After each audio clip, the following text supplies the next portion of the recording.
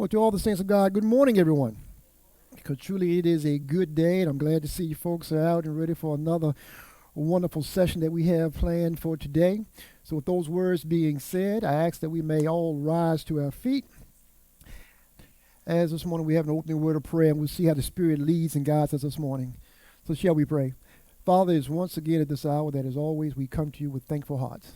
We always, dear Lord, come with the mindset of giving your name all praise, all glory, and truly all honor.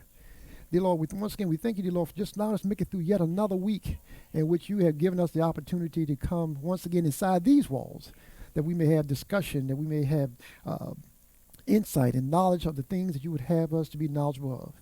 And dear Lord, right now we ask blessings upon all those that are here and truly all those that still may be on their way. And truly may your Spirit be in the midst of the session that we have here this day. And dear Lord, may we all be enlightened with what it is that we have to share one among another. For it's in Jesus' name we pray, amen. Well, folks, today, as we know, we are closing out what we call our winter series of lessons. You know, I think for me, the year passes by so fast because with Sunday school, everything is divided into quarters. And it looks like those 3 months just zip on by. Yeah. Yeah. Thank you, Martha.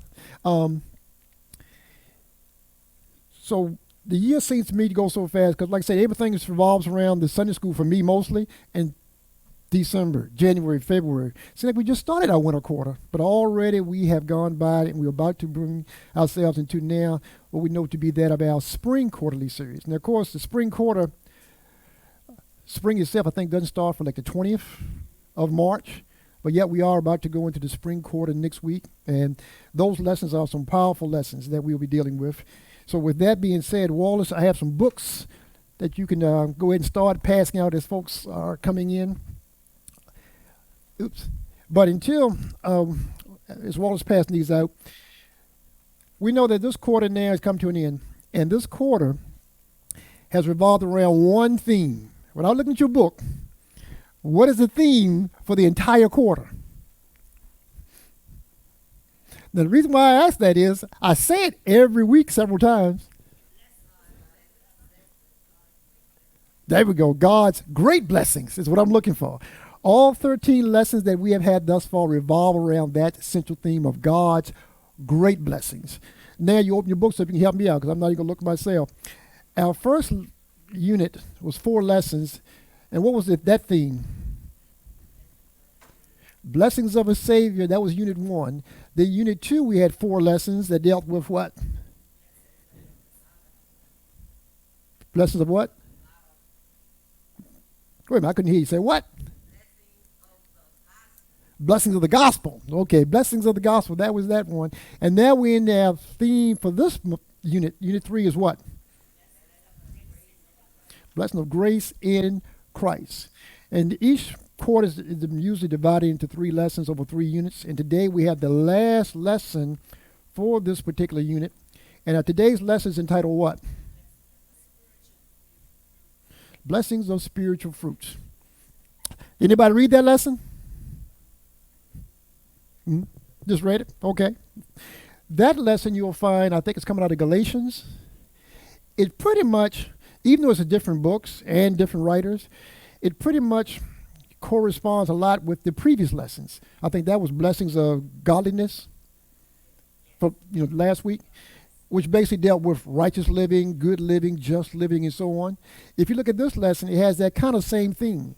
It deals with a lot of things of the flesh that we shouldn't be doing, and then it speaks of the things that we are supposed to be doing in the fruits of the Spirit. So basically all they're dealing with is living right. So that is our lesson for today. You can get rid of your books. Once again, we're not doing those lessons. Next week, we will once again jump back heavily into the scriptures to break things down. But we're going to continue with the theme that we have had throughout this month, and especially last week. As we know, we started this month off with talking about the importance of history, especially in today's times and with things that are going on around us. We had mentioned that there are those that are in power that do not want you to be knowledgeable of things that are going on around you.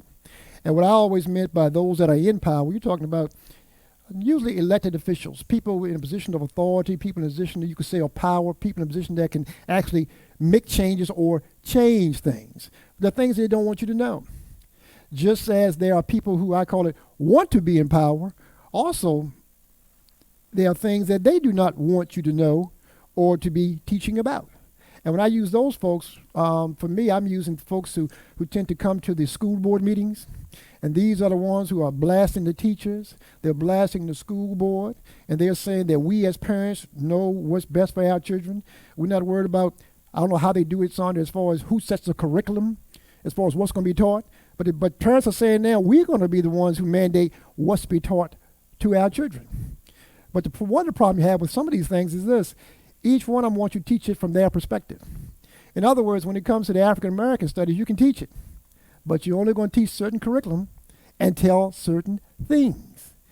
The other side of it, when you come from, not that they use the other side, because keep in mind, folks, it's all American history. I don't care what culture, it's all American history. But coming from, let's say, their culture and their race, they want you to teach their history, but only from our perspective. In other words, there are certain things you can teach, there's certain things you can't teach. Typically, the things they don't want you to teach is the things that place a bad light upon them.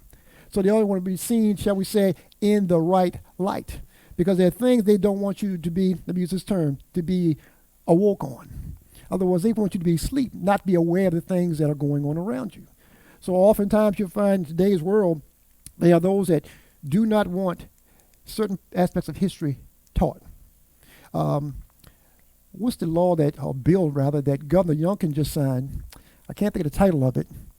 But to give you the short of his wording, it deals with, he says, I guess to really highlight it, anything that revolves around a divisive culture or teaching cannot be permitted. That's a broad title they use. So in other words, what he's saying is this: if we don't agree with it, you can't teach it. That's pretty much what he's saying, because it's hard to put things in writing to pinpoint something exactly down, because there always can be a loophole. So they just put it this way: if it's divisive, you can't bring it up. You can't teach it, especially when it comes to history and African American studies. But guess what? Just because our educators are limited in certain regards to what they can teach, don't mean we can't educate ourselves. So in other words, you sometimes get to teach it and know it for yourselves. Because all the time, the things that you read, sometimes they're not quite correct. I'd even have read translation of the Bible. And when I read that translation, I'm like, I don't know about this translation, because it's not saying what this one says. And when you cross-reference with the original writings, you say, this is a totally different Bible somebody's written here. So you always have to study what it is that you are reading. So we are here basically to educate ourselves. One of the things, how this came about was, I said, in teaching history, I had said that I wanted to teach about something that we normally don't talk about. I mean, it's always good to talk about king and so on and people of that nature, because it's history, and repetition is the mother of learning. But there's a lot of untold history out there, unspoken history that we have all around us. So I said I wanted to teach them or talk about someone who we don't speak about. And I didn't know who to choose. And that one, Linda said, well, why don't you choose John M. Gandy? I said, that is a good one. I said, especially when you think back when they were talking, originally came up that they wanted to consolidate Henry Clay Elementary and John M. Gandy together. But when they said they would do that and build it up on John M. Gandy, I guess you call it the property up there, they said we're going to call it Henry Clay. That's when people came out, and I will say it this way, blacks and whites came out together, many in protest, saying that, wait a minute, you can't call this Henry Clay when you're building on Gandy property. It has to be called John M. Gandy, the only black person or person of color school you even named after. So a lot of protests came up about that. And when they were talking about Henry Clay, someone would say, well, Henry Clay, he was a statesman, a representative, and so on and so on. And his brothers were also members of his family and so on from there. Okay. We get that. But tell the rest of the story. In other words, certain part of history they want to bring up. Yes, he was in the House of Representatives. Yes, Henry Clay was a senator. You find that he also became the Speaker of the House. And those are the things they pretty much teach. But they won't tell you that Henry Clay was born here in Hanover, that he was one of 9 children. I think he was the seventh born, and most of his siblings didn't even make it to adulthood. They passed away for whatever reason it may be. And when his father passed away, he gave each of the siblings 2 slaves apiece, left the wife 16 slaves and 464 acres of land. But they don't mention that he's a slave owner. They also don't want to mention that when they give all this accolades about being in the Senate and all, it wasn't here, because his mother remarried and had 7 more kids, 16 altogether. And then they moved to Kentucky and lived there all his life. But you want to name this after this individual. Oh, but here's where it get interesting at. Then they say, well, who's John M. Gandy? People say, well, John M. Gandy was the educator, 3rd president of Virginia State. And what else? He was an educator. Anything else? He was an educator. In other words, our people didn't know, or the people they spoke with didn't know anything more about him. So this is why we decided, well, let's talk about John M. Gandy. Now, last week I told you we have a part 1 and a part 2. Pretty much this is going to actually go over most of what we talked about last week, but maybe in a little bit more detail, and you can add things to it.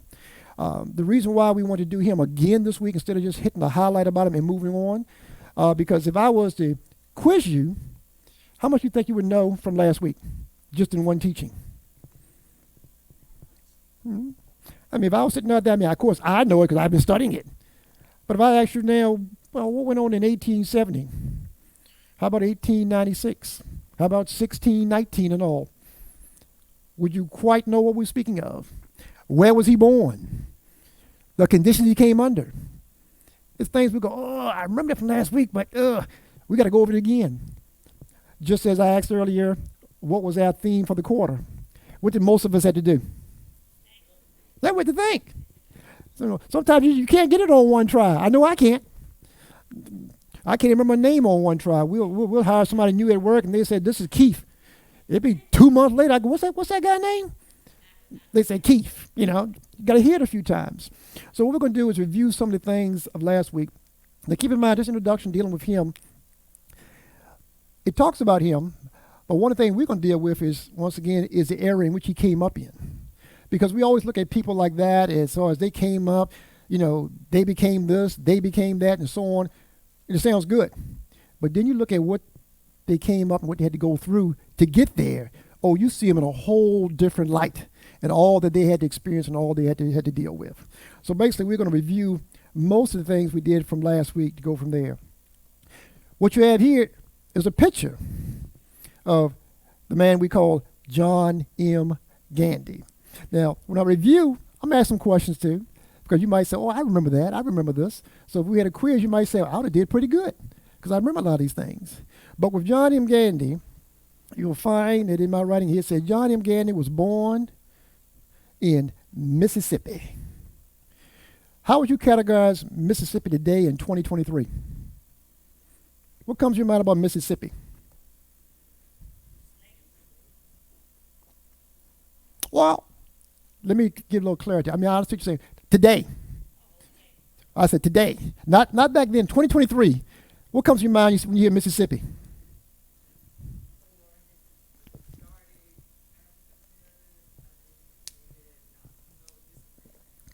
Mm-hmm. Anybody else? Mississippi? What come to me was deep in the South, poor, and still racist as ever. And anyone can tell you who's, let's say, visited or even lived there, it's still as racist as it ever was in 2023. Well, Mr. Gandy was born in Mississippi, but he wasn't born in 2023. Just imagine 1870 was when he was born. His parents were slaves. You could say just removed from slavery, because the time now for him is 1870. The slaves was freed what year?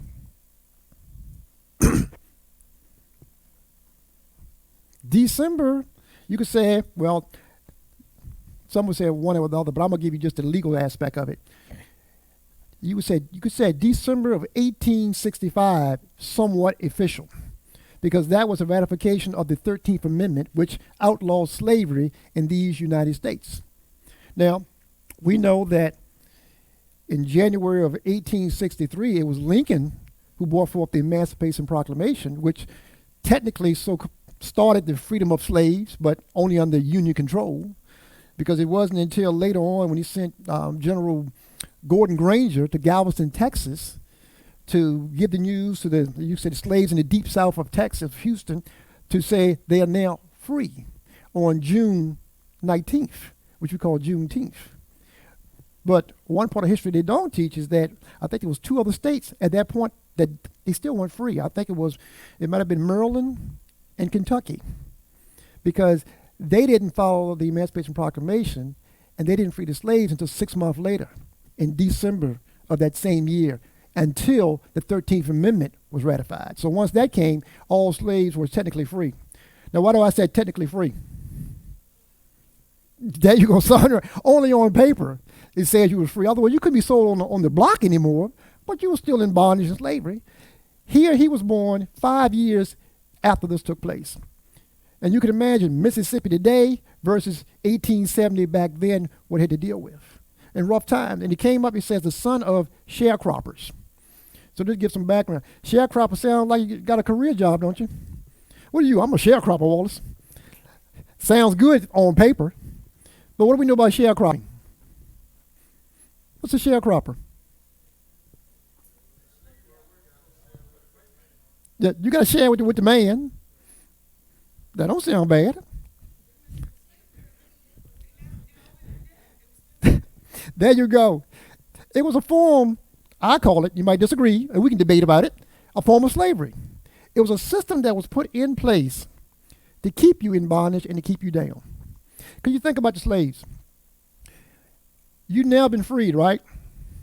You got a house? Do you have an official job? Do you have land? Do you have livestock? Do you have a savings account? Well, you at least got a 401. They didn't have anything. They had nothing. There were no reparations put into place. They had nothing at all. The only thing they had was, like you said, Wallace, the man. That's what they grew under. So they stayed, you could say, with the man. A deal was brought forth to share crops. In other words, you can live here, you can raise crops, but you got to give me a percentage of those crops. So in other words, still free labor that was put in place. They had to also rent equipment from the farmers. In other words, a system that kept them in debt. And keep in mind, as Sonny brought up earlier about Mississippi, were they educated? They couldn't read, couldn't write. They don't know what they're signing, what kind of contract will put in place. But in the end, they were always under bondage. It's like in today's time, you have these, what those check cashing places, or check loan, title loan places. People get loans from them at 400% interest, and they can like never pay it back. It's like going to that loan shark. He says, you're going to pay me back my money $200 a week. If you're late, then you're going to pay me $300 a week. Well, if I couldn't pay you $200, I'm going to pay you $300. So they keep you in debt the entire time. And that was sharecropping truly was all about. And this is what he came under. This is what his parents did. So this is how he was raised. But let's watch the video again about sharecropping and see what they have to say.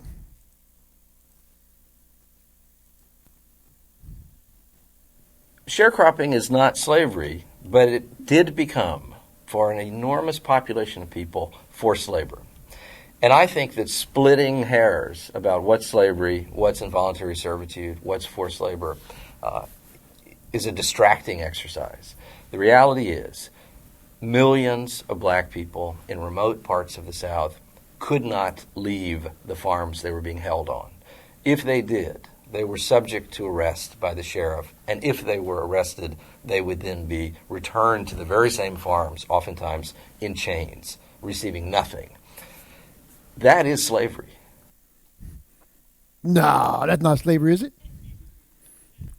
Think you were working there, and what did they say? You could not leave. If you did leave, what happened? Brought you back. But how they say they brought you back? Brought you back in chains. Well, aren't you free? You know, imagine that today. They say you're free, right? But I'm on the job working. I'm working around here in Ashland somewhere. But I'm going to go up here to Applebee's, give me some lunch. I leave to go. Guess what? You're not free to go up there. Ashland officers or Hanover will lock me up in chains and bring me back to the farm.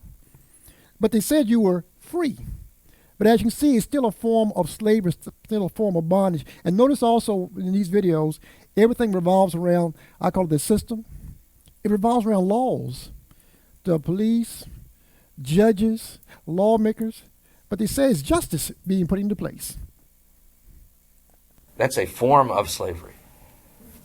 But the criminal justice system and the use of the courts to force African Americans back into labor was only one element of the new kind of slavery that soon pervaded the South. Sharecropping began, for instance, as a form of free labor in which a farmer would go to work, would work a portion of the land owned by another man in return for a share of the crop. But the laws that were being passed by the South and the threat of being arrested and forced into a much more terrible kind of penalty in a coal mine or on a prison farm somewhere, the threat of having that happen to any African American man meant that he could not defy the wishes of the white landowner where he was working. Again and again, for millions of African Americans working as sharecroppers, they and their families were as effectively held and immobilized on those farms in the 1890s and into the 1900s as their grandparents had been held as slaves. So nothing had changed, had it? Their parents, grandparents was in slavery, and they still was in slavery. But the part I caught originally when the guy, I started back off, you notice he said it was a form of what kind of labor? Free labor. And what was slavery? We weren't getting paid. Think about it, free labor. We spoke on this a little bit last week. Look at these major companies you have out there today that employ hundreds and thousands of people. Just imagine you don't have to pay none of those employees. How much money you would make? I don't have to worry about paying no insurance. I don't have to worry about paying for uniforms. I don't have to pay the vacation time. Overtime is out the question. Think I'm going to pay you for that. It's just all free labor coming in. And these people who are now considered to be free really were still in bondage. It's just that the system changed. You know, it wasn't as far as in shackles anymore, but they still kept you in bondage. And they said the same conditions as their grandparents were. In the same places before the Civil War. Almost all sharecroppers were never able to pay back the debts to the landowners on whose land they worked. They effectively were peons, even though they were not called that at the time. They were placed in a position where they said they could never get out of debt. They always stayed in debt. So what this tells us is this is the time and era in which John M. Gandy came up in. His parents were sharecroppers, so they came out in debt, which made him, as it says here, John M. Gandy was born in Mississippi in 1870, the son of sharecroppers. Gandy grew up poor during a time of intense segregation and racism. Even though they were free, they went through a lot. And he came up poor, didn't have anything. It's only in his birth, he was only 5 years removed from slavery. But technically, they were still in slavery. But it says here he excelled academically despite the inadequate conditions of his school and received the equivalent of a high school diploma from what is now Jackson State University. But he still excelled. It says here, despite the inadequate conditions. Now you can imagine what the conditions were. I think it was look it up, somebody help me out. 1896 is when they had the law which was separate but equal. But originally started off, the term was equal but separate, in which segregation was in place. In other words, you guys over here, you over here. But that nice shiny bus and new books and all you have, guess what? They got that, and you get the same thing on paper. But you find that wasn't the case, was it? You did not have the same materials. You got the leftover, tore up stuff, broke down buses, if you even had a bus to use. But you came up under some rough and harsh conditions. You know, I explained, I want that to a young person, these questions, because, you know, they're young, they're naive, and they don't understand things in the world and don't know the history. They were saying that, I don't know what the big fuss is all about. We have the same opportunities that they do. You know, talking about other races and so on from there, especially whites. And I went, not quite. And here's how I explained it. And it's not a race statement, it's just a true statement dealing with history. I said, you get the opportunity to get on the same bus as they do. You have the opportunity to go into the same school now as they do. You have the opportunity to sit into the same classroom as they do, and guess what? You all read and study out of the same book. You even have the opportunity to go to lunch and sit at the same table with them. You have the opportunity also now to sit and go through the same tests and exams. But in life, you'll find there will be times where you will not have the same opportunities as they do to further yourself. In other words, we might have studied the same tests, passed the same exams, got the same degrees, but they're going to look at you or look at this one before they look at you. So you're not always afforded those same opportunities, because there are people in this world, despite what some might believe, that are or think they are entitled. And they will get the opportunity before you will. So therefore, you have to excel to get that opportunity more than they do. You have to prove yourself. I told you before the story of the, I'm going to give you real quick, the doctor who had to take care of this racist individual. I'm going to skip over a lot of this, but basically, the man didn't like blacks, did not want to deal with blacks. But then he found his health condition was worse than he thought it was, and that he needed this surgery. And guess who was qualified to do the surgery, Wallace? They told him, the man you just cussed out, that is the best in the business at it. Guess who did the surgery? He requested the black man. And this is what his words were. He wanted him, even racist as he was, because he said, I knew if this black man got that degree on that wall, he had to earn it. Whereas the people he grew up with, some of them just skated on through. So they weren't as qualified as he was. But you have to prove yourself sometimes. So here you'll find with John M. Gandy, even though he had inadequate conditions, he still excelled and received his high school equivalent of his diploma.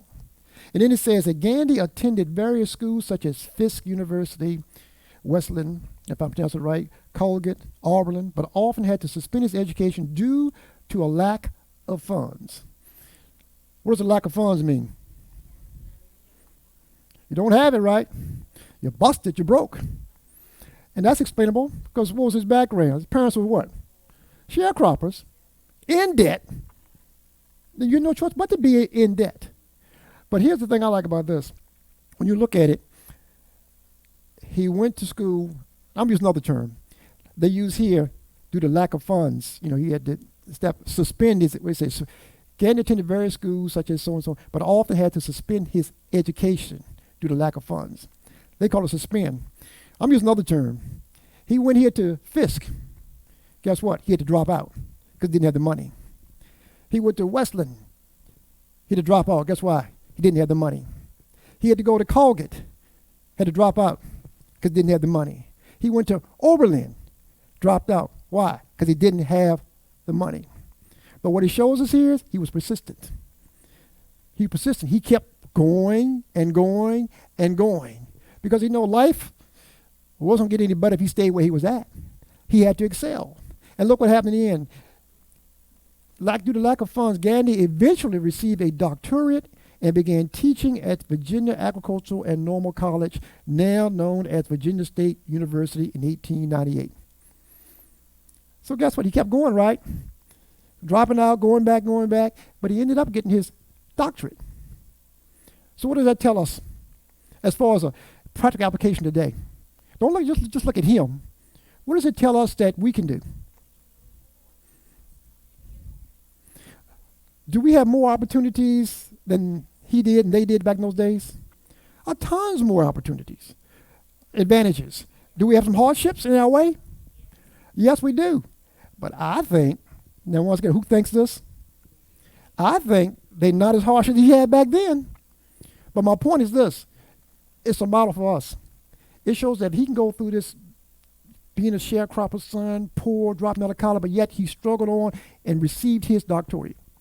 That kids today, young adults today, come on, you can do the same thing. We have to stop that. Well, I know, son, you probably heard this. I'm going to take a break next semester because life is hard. So I'm going to take a break. Or if something doesn't go that way, I'm not going back. Or, you know, Miss Watkins don't like me. She give me bad grades and so on from there. You hear all kinds of excuses. Like life is so tough, which it is. But guess what? You can do it. These people here set the stage, set the example. If he can make it, you can. Born just outside of slavery, poor, didn't have any money, but struggled through school, but yet he made it. And we have to know this history. But this is the type of history that in today's world, they don't want you to know or to teach about. It's like I told you before, Linda and I was at that a Chickahominy meeting, and they were talking about things like this. And this one young teenage girl said, I don't want to hear about that stuff. About, I had to walk to school in 5 feet of snow and all this stuff. You know, we use the vernaculars. But what she didn't get was they were trying to show you that hard times come, but we made it. If you went to the program in Ashland, they did Untold Story, when the folks started talking about how the bus would just pass right by them, blowing dust on them, people rolling the window down, spitting on them. But guess what? They still persevered and went on to school. But somebody like I just spoke of, that's a person who will go through some tough times and will say these words, I can't believe they're treating people like this. Oh, if you knew your history, you can see that they did treat people like this, and it can happen again. But yet you'll find with this man, despite the obstacles, he still persevered. It says, when the classic program Gandhi taught was eliminated, he switched to becoming a professor of education. Now, here, I didn't research this part of it. I don't know what program he taught that was cut, but let's just speculate. Now, we want to speculate, it's like history, like the Bible. I do not add or put anything in the Bible that's not already there. But there's some things you can wonder about. So here, I don't have any history on this, but let's just say, for example, what do you think he might have been teaching that they, for some reason, had to eliminate his program? Probably something that they didn't want to be taught. Because what we don't have here is some of the background dealing with him. You know, he was an activist, civil rights activist, many things outside of education that this man was involved in. But yet his program here was eliminated. So it shows us that even today the same things are going on. There are people that want to teach certain things, and guess what? They say, we're going to cut it. We're going to eliminate it. But yet, even despite that, what it says about him, he later became the university's 3rd president from 1914 to 43. So here this man came up poor, sharecropper's son, had to struggle through school. He later became the president of the university. Now at this time, we know, what do we call this university today? Virginia State. At that time, it was not called Virginia State. Just to be accurate with history. See, history, you have to be accurate. You can't sugarcoat things or cover things up or move things around. At that time, it wasn't known as that. It was a school that we spoke of earlier. It was back then it was called the Virginia Agricultural and Normal College, but it's now called Virginia State University. But still, he was the 3rd president of that particular university. But then it says, in 1916, John M. Gandhi led a committee that proposed a monument be dedicated at Jamestown to the first Africans in Virginia that landed in 1619. Oh, no, he didn't. If anybody knows anything about the 1916 project, this is something that many people who are in power says has to go, because they look at it as changing history. It's not changing history, it's just revealing history. This is when the first slaves landed, you could say, into Jamestown. But here you'll find that the way they worded it, they looked at it like, well, they might have came to Jamestown, but it wasn't their fault. It was the Dutch who brought them here. In other words, it's kind of like saying, I'm going to blame somebody else for what went on. In other words, I didn't shoot them, Wallace, but I gave them the gun. Wait, no, you had a part to do in this. But you find here that he proposed that a monument be dedicated at Jamestown to the first Africans in Virginia that landed in 1619. The Association for the Preservation of Virginia Antiquities denied the request. And here's why they denied it, stating that Jamestown was the first permanent colony of the English-speaking people in this country. So once again, they're saying, no, it was the British, English-speaking people. We founded this. We didn't bring them here. We didn't bring the first slaves. Somebody else brought them here. So you can't penalize us for this. But yet they sold slaves there, I could say month after month, week after week from that day forward. But they tried to excuse themselves from it. But then it says these words, requesting that Jamestown was the first permanent colony of the English-speaking people in this country, and the incident of bringing Negroes by the Dutch ship to Jamestown formed no such part of life of the colony as would justify us granting permission to erect a memorial to the event. So once again, they said the Dutch brought him here, so you can't blame us. But I had trouble actually, Sandra, seeing that statement. Because know what I saw first? These words, and the incident of bringing Negroes by the Dutch ship. The incident is like, oh, I made a wrong turn and we came here. This incident went on for 2.5 centuries. Why don't you call it what it is? It was slavery. Plain and simple. It was slavery. It was not indentured servants coming here to be sharecroppers to pay off a debt, as history would now try to teach. But they were basically slaves that were bought here. But the scapegoat is, well, it wasn't our fault they were bought here, so we're not going to put up a monument to them. 1619, that's the project. We showed a video last week of the woman who's spearheading this and how it's getting nationwide protests from those who are in power. We don't want that stuff taught. As Governor Youngkin said, it's divisive. It's caused division. So therefore, it has to be eliminated and has no, as DeSantis says, no relevant value to the history of America. Like, are you kidding me? This is where this country was built upon the backs of slaves. But as it goes on, it said Gandhi was a well-regarded educator and African-American activist. Now, there are many things he did as far as being an activist, but I'm about to skip over some of those. But it says his activism was rare. Y'all listen to this? His activism was rare for African-American college president of state-funded schools. As such, universities face budgetary backlashes for allowing political protesters of Jim Crow segregation. So in other words, what's been here before is here today. You know, the words Bible says there's nothing new under the sun. What's going on is this. In today's world, you speak out and protest something like this, the first thing happens is we're going to defund you. We're going to cut your budget. We're going to hit you where it hurts with the money. So you think that's something new, but you see, even back then, the moment he said, no, we got to protest these Jim Crow laws, they said, what we're going to do is we're going to cut your money. We're going to cripple your program, cripple your education. So things haven't changed that much. And with Gandhi, it says he died in 47, 4 years after his retirement. But one of the big things he protested was Jim Crow laws. Anybody know what Jim Crow laws are? And we're going to show that video. What's Jim Crow laws? Who is Jim Crow? Is he a person? Basically, it was laws set in place to keep us down, as they would say, to keep us in our place. So let me show you something with Jim Crow. And last week, I told you this. I know you remember this part. I said, we've all have heard the term, you're grandfathered in. And we hear that with all things. Oh, I bought some land, I want to build a house on it, but they say I can't because there's not enough acreage, but you're grandfathered in. Like, where did that term come from? You're going to see where it comes from when you watch this video here. So let's see now this Jim Crow laws. Millions of freed African Americans exercised their right to vote after the Civil War, and they voted for black legislators who began to fill local and national offices.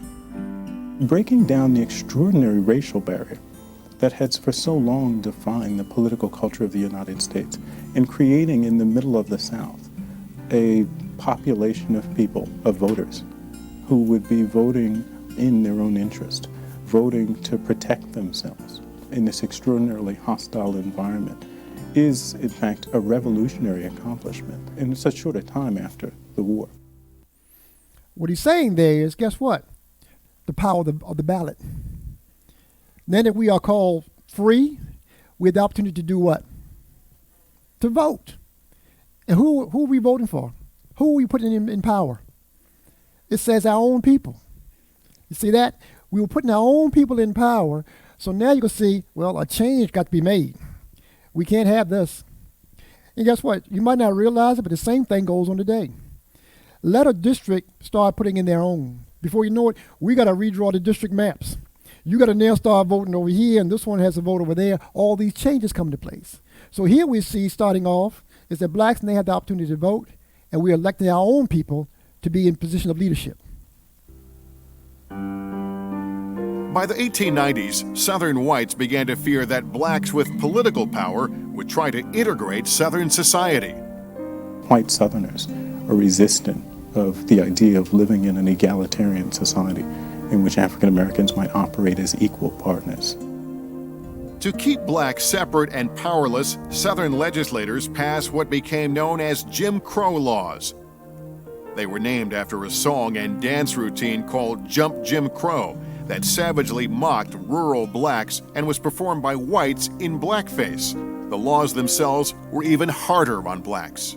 They encode white supremacy through the enactment of segregation statutes, taking the vote away from African Americans, all sorts of things that are designed to subordinate black people, to establish a place for black people that they know, in a sense, to choreograph race relations. Lawmakers could not violate the 15th Amendment, which prohibited states from denying anyone the right to vote because of race. So they devised obstacles that blacks could not overcome. States passed laws requiring voters to pay a tax or to prove that they own $500 worth of property. Now, did blacks own any property? Did they have money to pay a tax? Now, we haven't gotten to the part of literacy. Could we read or write? So that's a roadblock right there. But that roadblock applies to more than just us. Because guess what? There were white people in the same situation. But check out how the laws changed to benefit them. Other laws required people to pass literacy tests before they could cast a ballot. In state after state, from 1890 to 1904, every state in the Deep South, the 11 original Confederate states, held state constitutions which functionally disenfranchised black males from the right to vote. But the southern states made sure there were loopholes in these new laws for whites. One, called the Grandfather Clause, allowed whites to bypass the poll tax and literacy tests. The law said if their grandfather had voted, then they could vote. At the time, no black in the South had a grandfather who had voted. It was a gradual decision to obliterate the constitutional rights of millions of American citizens because of the color of their skin. And yet, it was a conscious decision the majority of white Southerners made because they had the power to do it. The Jim Crow laws ensured that the promise of Reconstruction remained unfulfilled in the South for decades to come. Lastly, he said they did these things because of one reason. They had the power to do it. And it all started with the vote. We had the power to vote, so we have to stop this. What can we do? Well, let's pass a law. You have to have $500 worth of land, you have to poll tax, and you have to pass a literacy test. We had none of those things. A lot of those folks didn't either, right? So what was the loophole for them? If your grandfather voted, you could vote. For the blacks, did we have anybody who had voted previously? You didn't have any grandfather who had voted. But you see here it's called systemic. In other words, it's built into the system to keep you down. Now keep in mind, we're talking about court systems, constitutions. All these things were written to go against you who are, really you are what? American citizen. But yet you were not recognized as one. I'll close out with one of the statements that Malcolm X made during his speech, The Ballad of the Bullet. He said, we have never been considered to be Americans. He said, tell you why. Why are you marching? Just back on civil rights. He said, why are you marching to get your rights? If you're a citizen, you're supposed to already have your rights. He said, why is it somebody from Portugal, Germany can come here and take a test, become a citizen, and they have all theirs, but you who were born and raised here don't have yours? He said, because you never was considered to be one. But the things we dealt with, let me close it with John M. Gandy again. When I looked into it, I might bring up later, I know Martha did some researching for me. I had Reverend Burris do some researching on how did John M. Gandy become John M. Gandy as far as the name. Because think about it, we all know who he is as a person. But one of my questions was, how did you choose that name? Like today, for example, they'll say, we have 5 names we're choosing from, and we're going to vote on which one the school's going to be named after. But I can yet find no positive information to say this is why they chose him. I know he was chosen because of a lot of the things he was involved in. And the last one I got, there were like maybe 5 people in Hanover who started a committee to have his name brought forth. But he was involved in many organizations, but I didn't find anything concrete to bring that down. But here's something I did learn too, from a credible source, and no names mentioned. Everything was quiet down when we said we're going to name the school what? Remember, you got Henry Clay or John M. Gandy. What did they say it's going to be? No, they said it's going to be Gandy. You know, the people want to be Henry Clay, but they said they're going to make it Gandy. Credible source says, yes, that's what you were told. But that school is supposed to be built in the 24-25 year. There's already things in works and people in place to let you know that school's name is going to be proposed to be changed to Ashland Elementary. So just keep that in mind when it comes up. They say it's already in the works. It's not something that's going to come up as a surprise. It's already in the works by certain people who, guess what, are in power to do it. And the proposal is going to be made at a later time to be Ashland Elementary, not John M. Gandy. So just keep that in mind. So with that being said, we're running out of time here. Let's stand to our feet, and Deacon Hall, if you will, give us a closing word of prayer that will carry us into our worship service.